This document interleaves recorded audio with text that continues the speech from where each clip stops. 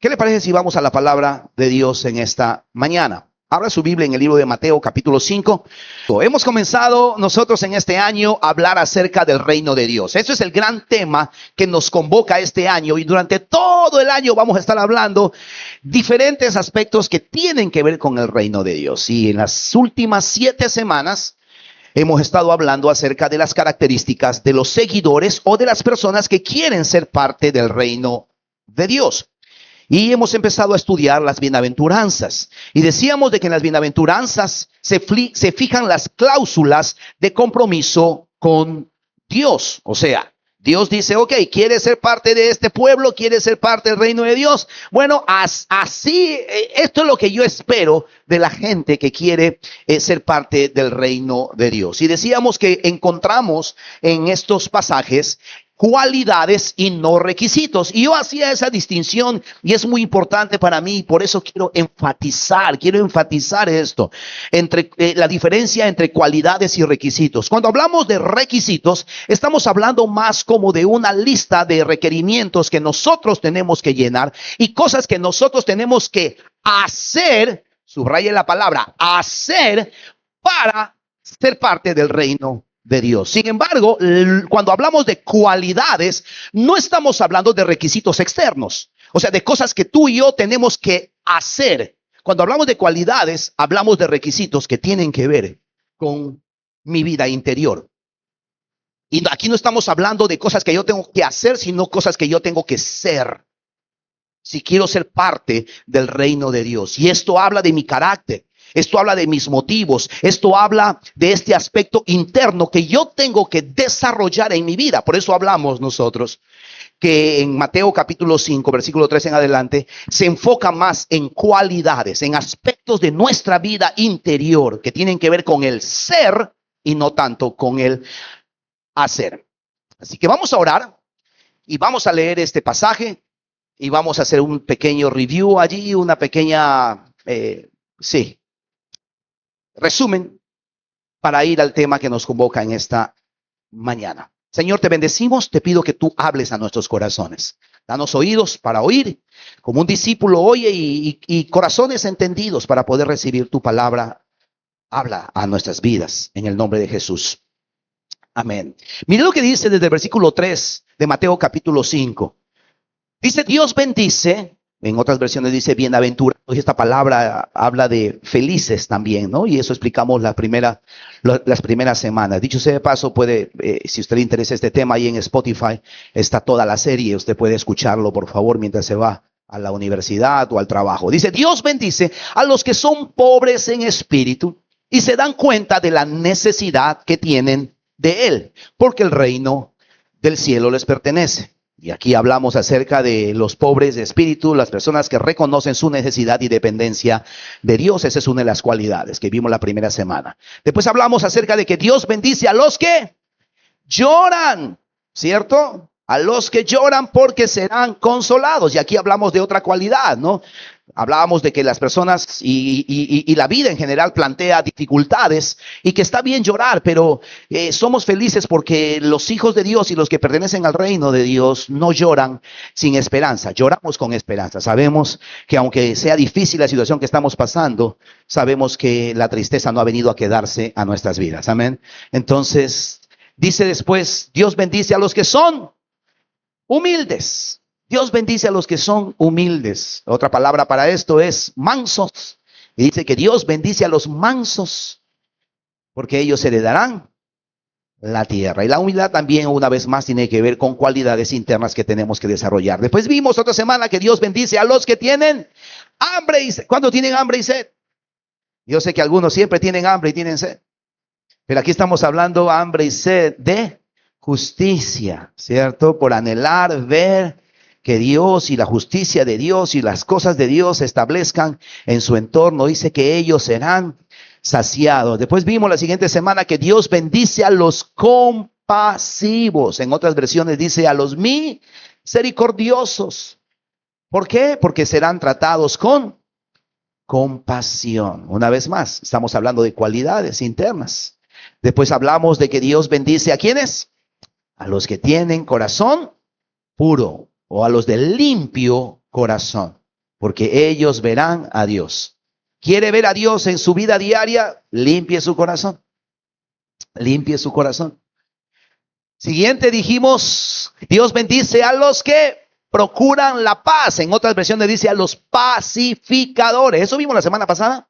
La semana pasada vimos esa bienaventuranza que Dios bendice a los pacificadores, a los que procuran la paz a todo costo, porque ellos serán llamados hijos de Dios. Y yo lanzaba esa pregunta, ¿no?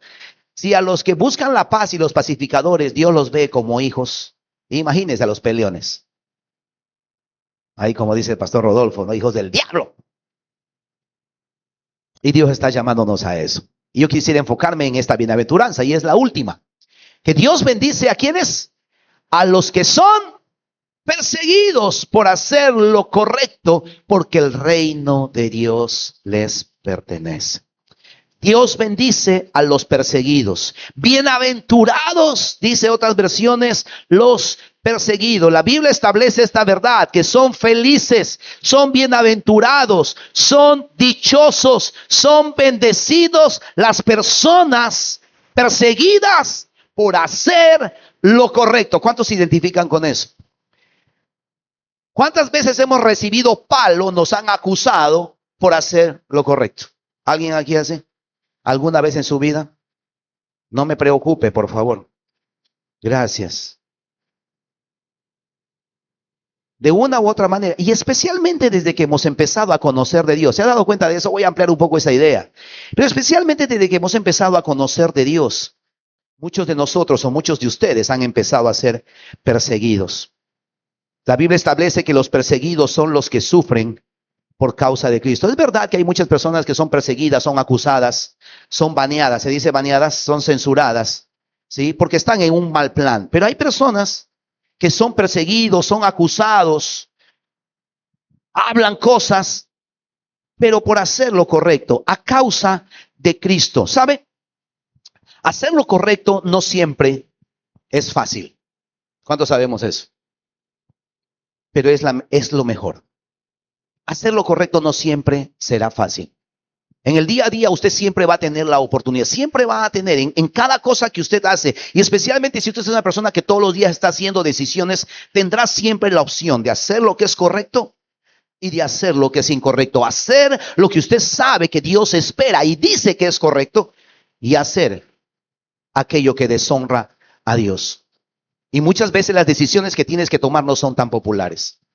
Pero si están alineadas con los principios y los parámetros de Dios, sepa esto, es lo mejor que usted puede hacer. Obedecer a Cristo no siempre es la decisión más popular. ¿Cuántos se han dado cuenta de eso también?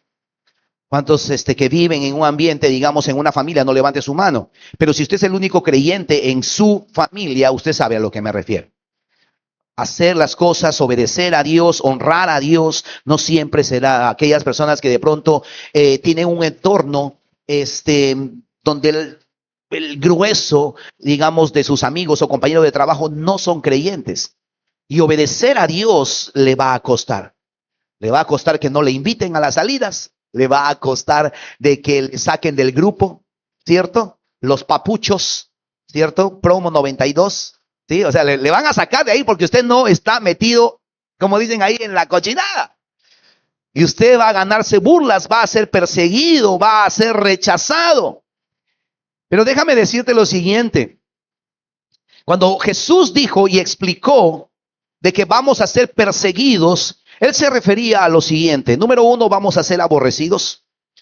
Cuando Él habló de que vamos a ser perseguidos, Él habló de que vamos a ser separados, vamos a ser reprochados, vamos a ser objeto de todo tipo de habladurías y vamos a ser objeto de todo tipo de burlas. ¿Cuántos han experimentado eso? Especialmente desde que han conocido de Cristo. Ve, hermana, ya se ha hecho, dice, mírale. ¿A cuántos nos han dicho eso? ¿Cierto? Hay algunos compañeros de promoción todavía, algunos han caído por la iglesia en algún momento. Me dice, pastor, ¿eres? De verdad, mire, promo, mira, dice, ven, Gil, dice, no, bullying me hacen. No me creen todavía, pero no importa. Nuestros amigos, nuestros colegas, usted va a ser perseguido. Y quiero decir esto, ¿no? La persecución es una característica del cristiano. Amados, en ningún sentido piense de que seguir a Cristo significa que ese camino va a ser un camino de rosas. Y Dios no ha prometido eso.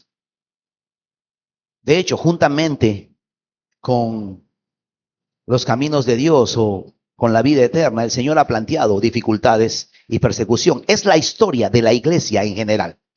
En esta semana se tuve la oportunidad de escuchar una conferencia, bueno, no es una conferencia, una clase completa de la historia de la iglesia. Y en algunos pasajes de la historia de la iglesia, que dicho sea de paso, es parte de la historia universal.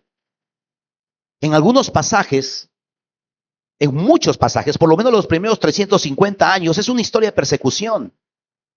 Los cristianos eran perseguidos y eran matados por su fe. Familias enteras eran llevados al Coliseo romano. Los cristianos eran utilizados como antorchas humanas para alumbrar las calles de Roma a causa de su fe. Ellos tenían que hacer una decisión. ¿Niegas a Cristo y aceptas a César como tu curios, como tu Quirios y tu Señor? ¿O simplemente exponte para ser matado? Y muchas personas decidieron no negar a Cristo. Decidieron no esconder su fe y recibieron las consecuencias de esto. Voy a ampliar en un momento más y le voy a mostrar cómo es posible hacer esto. La actitud que las personas deben tener cuando son perseguidas, ¿cuál debería ser? ¿Qué piensa usted? Micrófono abierto, por favor, y que quede grabado aquí, registrado. ¿Qué cree usted que usted y yo estamos llamados a hacer cuando la gente nos persigue? ¿Alguna idea? Por favor, denme algunas ideas. ¿Qué debemos hacer cuando somos perseguidos? ¿Qué debemos hacer cuando somos acusados? ¿Qué deberíamos hacer cuando las personas se vuelven en nuestra contra? Yo sé lo que muchas veces hacemos. Vamos y le buscamos en su casa. ¿Cómo te has creído? Oye, fulanita de tal. Y le reclamamos, de a mí no te vas a burlar. Ahora me va a conocer, dice la gente, ¿no? Ahora me va a conocer.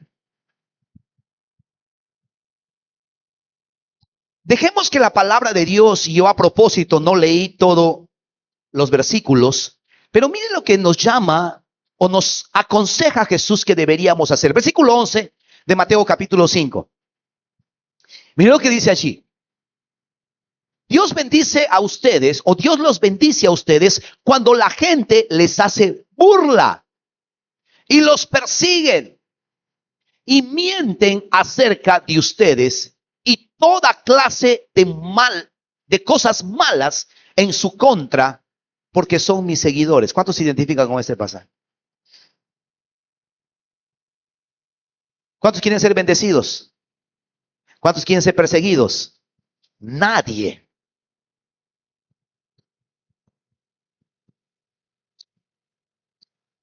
Un paréntesis, Salmo 23, y yo lo he dicho esto en ocasiones anteriores, y cada vez que tenga la oportunidad voy a traer esta verdad que personalmente ha bendecido mucho mi vida tener este enfoque de la vida cristiana. Salmo 23 dice, creo que el versículo 4 o 5, dice, aderezas mesa delante de mí en presencia de mis angustiadores.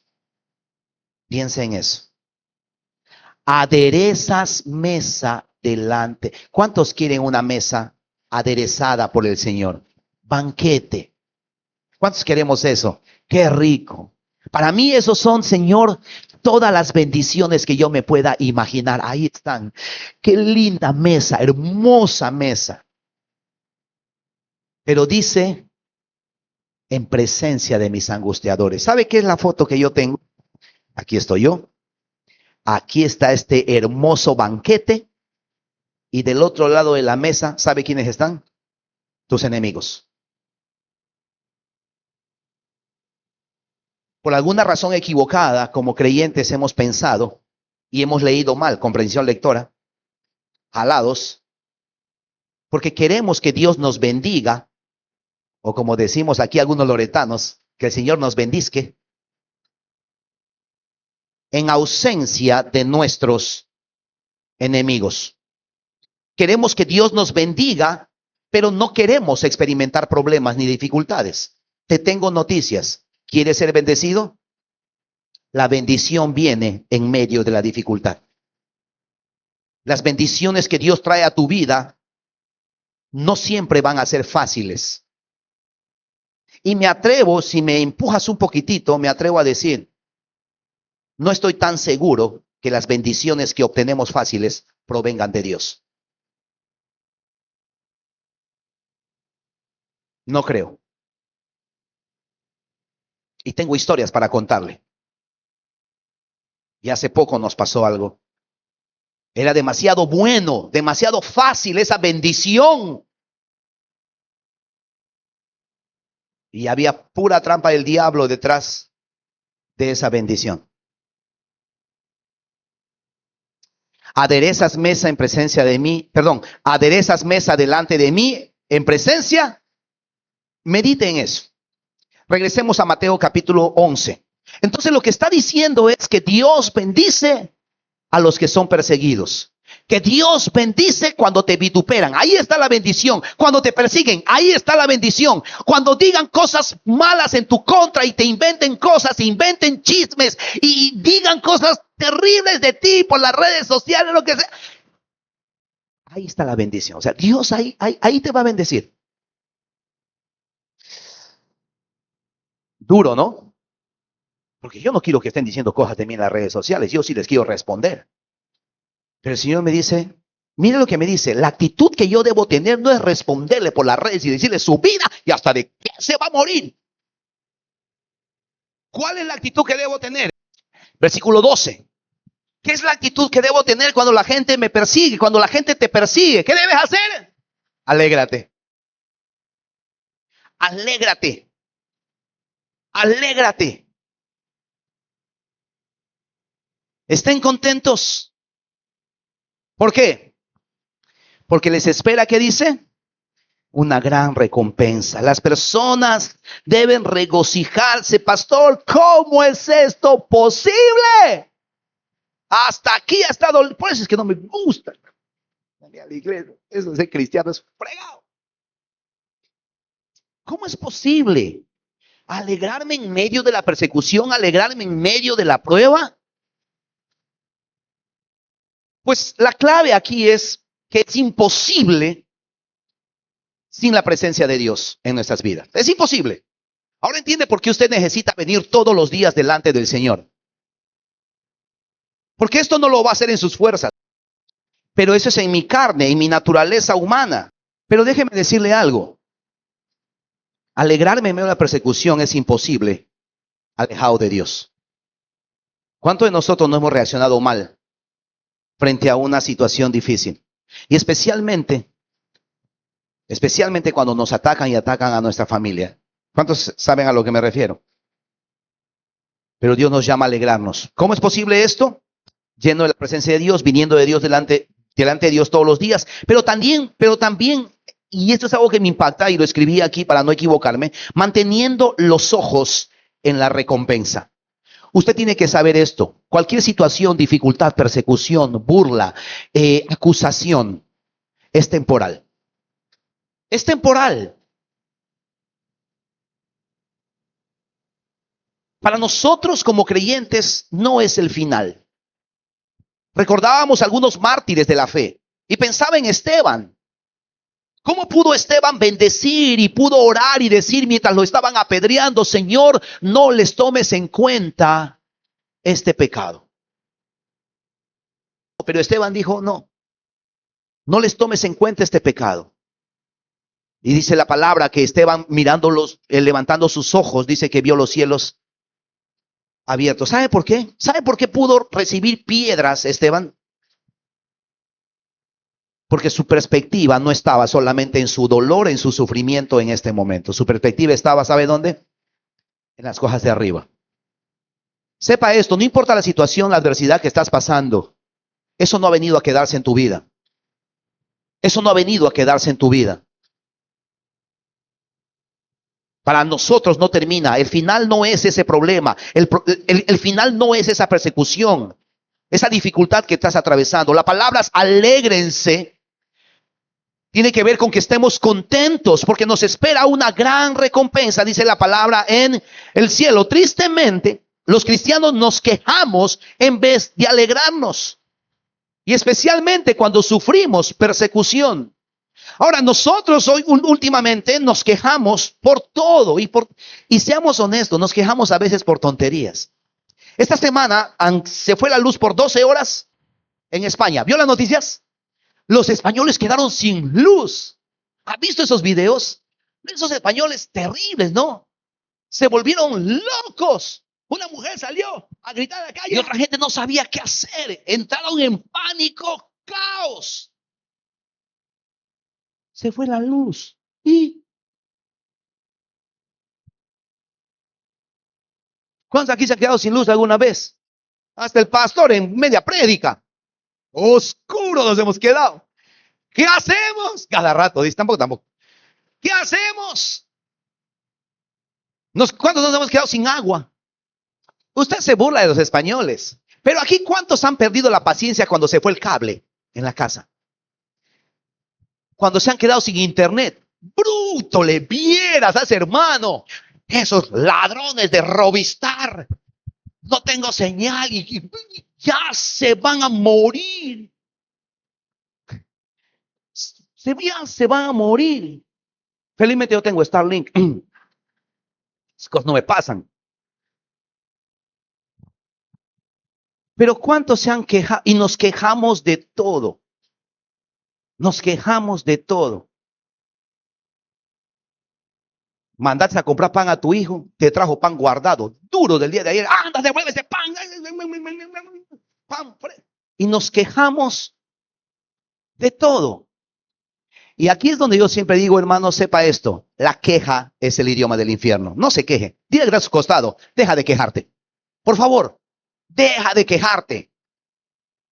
La queja. Y no sé por qué la mayoría con entusiasmo ha dicho, deja de quejar. La queja es el idioma del infierno. El idioma del cielo, ¿sabe cuál es? La alabanza y la gratitud. Alégrese. Alabe. Pablo y Silas estaban en la cárcel. ¿Qué hicieron? ¿Se quejaron? No. Hechos 16. ¿Qué hicieron? Mi corazón entona una canción. Cuán grande es Él. Cuán grande es Él. ¡Poc! Se abrió las puertas de la cárcel. ¿Sabe que la alabanza, la gratitud y la buena actitud frente a la dificultad puede cambiar la realidad en la que estás viviendo?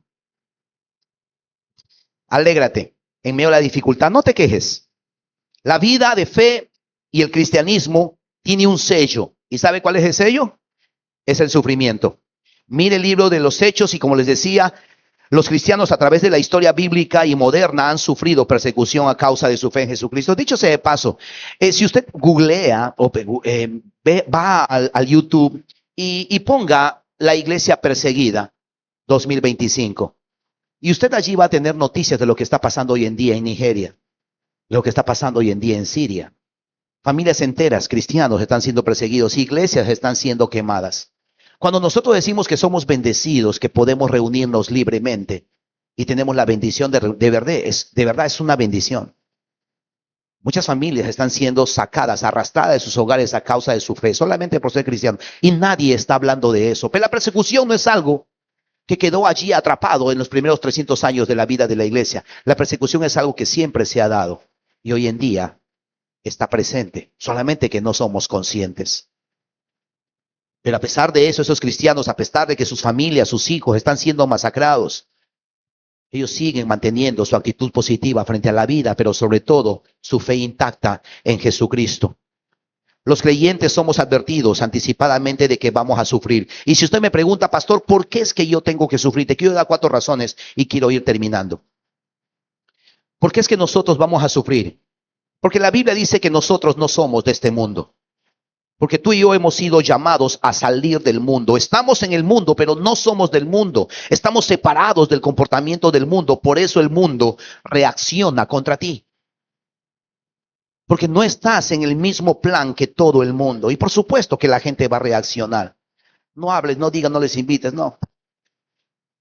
Juan 15:19 dice, si pertenecieran al mundo, el mundo los amaría como a uno de ellos.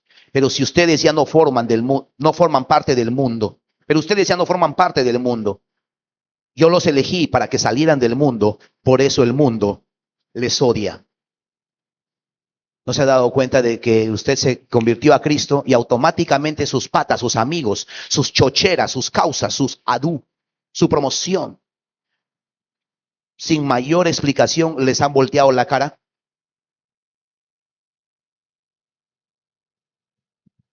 Escrito está. Escrito está. Si pertenecieran al mundo, los amarían. Pero ustedes ya no forman parte del mundo. Por eso el mundo les odia. ¿Qué he hecho? No has hecho nada. Simplemente has decidido seguir a Jesucristo. De pronto he dicho algo para que les ofenda. No. Es un tema netamente espiritual. ¿Por qué? ¿Por qué sufro persecución, pastor? ¿Por qué? Porque el mundo se ha vuelto en mi contra. Porque se despojan, porque ustedes han decidido despojarse de la vestidura del mundo, del pecado en el que vivían. Y están empezando a exhibir una vida de justicia. Y tu estilo de vida hoy expone el pecado de la gente. Tú estás ahí, no has hecho nada. Pero la gente dice, ¿por qué me juzgas? ¿Y yo qué te he dicho? Tu mirada. ¿Qué tiene mi mirada? Tu actitud, porque te crees santo, más perfecto. No he dicho nada. Pero es tu vida, lo que Dios está haciendo en ti, lo que los acusa a ellos. ¿Cuántos saben a lo que me refiero? ¿Sí? ¿Tiene sentido lo que estoy diciendo? Por eso te odian. Por eso dicen cosas de ti, inventan cosas de ti. Porque si tú estás viviendo para Dios, la luz de Cristo que está en ti va a confrontar con las tinieblas que está en ellos. Quien sea esos ellos. He escuchado una y otra vez, ¿no? A creyentes que dicen, gratis me odian, pastor. Sí. La luz de Cristo que está en ti los confronta, los acusa. Juan 15:21 dice, les harán todo eso a causa de mí.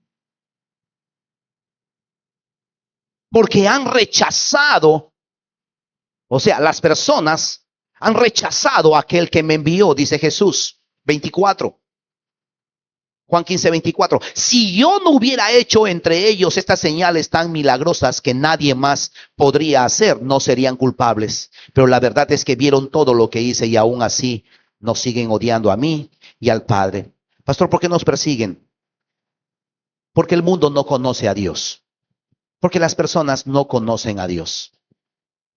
No quieren a Dios. No quieren un Señor sobre ellos y quieren hacer las cosas a su modo. Buscan satisfacer sus propios deseos y no lo que otro Señor desea y demanda de ellos. Pastor, ¿por qué me aborrecen y me persiguen? Porque el mundo tiene un concepto equivocado. Número 4, porque el mundo tiene un concepto equivocado, falso, y una fe equivocada en cuanto a Dios. El mundo se imagina a Dios como una persona que cumple con los deseos y las pasiones terrenales de las personas. Por eso es que Juan capítulo 16 dice, expulsarán de las sinagogas, los expulsarán de las sinagogas, y aún viene la hora cuando cualquiera que os mate pensará que rinde servicio a Dios, y harán esto porque no me conocen y no conocen a mi Padre. A través de la historia hemos visto cómo primero los judíos perseguían a los cristianos creyendo que servían a Dios, por eso mataron a Esteban y a otros. Y más adelante los cristianos también persiguieron. Ahí está la historia de la Inquisición, creyendo que servían a Dios y que hacían lo correcto. Pero dice, hacían esto porque no conocían. Y hoy en día, las personas que los persiguen y los acusan a ustedes por vivir una vida justa, es porque no conocen a Dios. Y sabe, yo siempre digo, cuando usted sale especialmente y comparte el evangelio y la gente los rechaza, tranquilos, ni se ofendan, porque la gente no los está rechazando a ustedes. Está rechazando el mensaje que ustedes cargan. Están rechazando a aquel a quien les ha enviado. ¿Cuál es la promesa? ¿Cuál es la promesa? Los perseguidos, ¿cuántos perseguidos hay aquí? No levante su mano. Pero para los perseguidos que están aquí, hay dos promesas. Número uno, los perseguidos van a recibir una gran recompensa. Van a recibir una gran recompensa. Van a experimentar honra, van a experimentar consuelo, van a experimentar cercanía con la presencia del Señor y sus propias vidas van a ser un mensaje del amor y del poder de Cristo. Pero la segunda promesa o recompensa es que los perseguidos recibirán eternamente el reino de los cielos. Dice así la palabra del Señor: bienaventurados los que padecen por causa de mi nombre, porque el reino de Dios les pertenece. Una vez más, mis amados, nosotros y las circunstancias adversas no han venido a quedarse a nuestras vidas, y aún las persecuciones tienen fecha de vencimiento.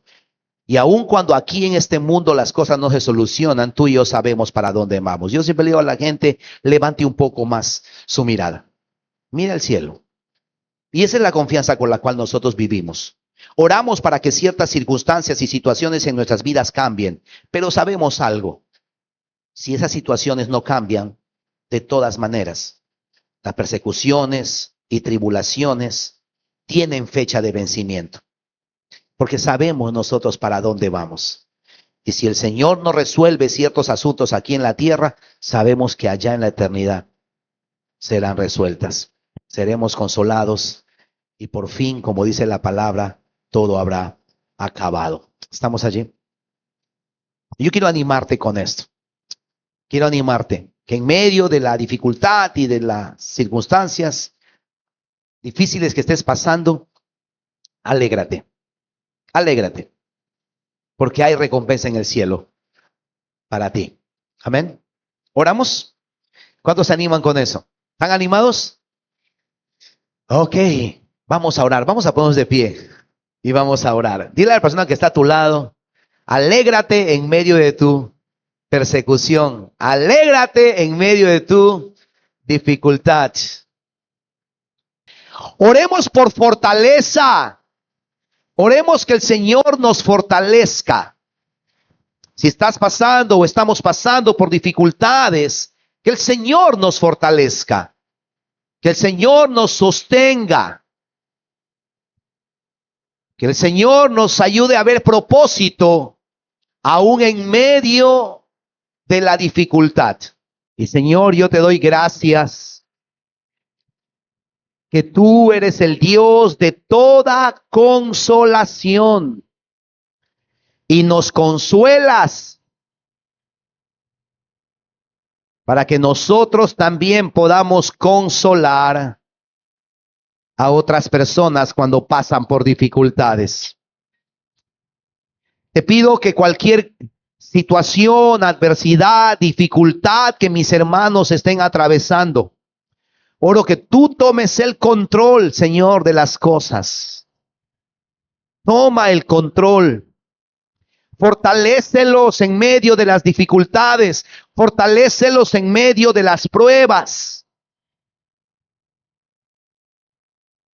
Señor, que con alegría y buen ánimo puedan, Señor, soportar los agravios. Danos sabiduría. Y Señor, yo bendigo a tu iglesia. Oro que tu presencia, Señor, esté con nosotros durante esta semana. Que tu Espíritu Santo nos guíe. Y que tu Espíritu Santo, Señor, en el día a día nos fortalezca. En el nombre de Jesús.